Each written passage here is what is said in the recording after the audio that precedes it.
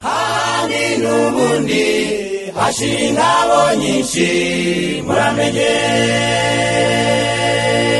Mu gihe umuvumba w'ibibi uri gukwirakwira nk'ubwandu bubi burimbura, igihe isi yacu imeze nk'iyo ku bwa Nowa ndetse ikaba imaze kwangirika nk'isodomu n'igomora, Satani akaba afite umugambi w'uko uwo muvumba w'ibibi wakwigarurira abantu ndetse by'umwihariko abasore. Basore nshuti, Imana yohereje ubufasha bwabaha inama, imiburo n'inkomezi byo kubafasha gutsinda.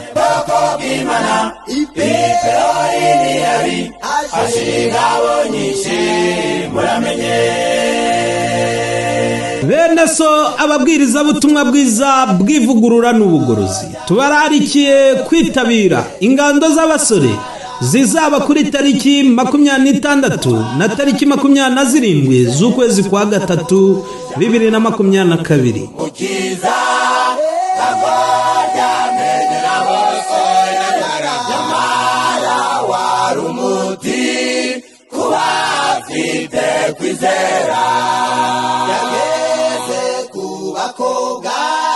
Menya uko warokoka iki gihe kibi cy'ubugoryi, ukagira ubukristo burangwa n'imico myiza, ugabasha kuba wasobanukirwa n'ijambo ry'Imana.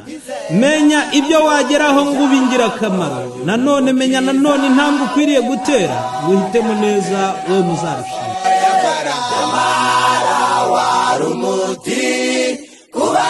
Aya materaniro akazabera kuri adresi 7031 North Dixie Drive, Dayton, Ohio 4541. Nanone kandi ushobora kuyakurikirana kuri YouTube channel y'Ivugurura n'Ubugorozi USA no kuri Facebook page yacu y'Ivugurura n'Ubugorozi USA.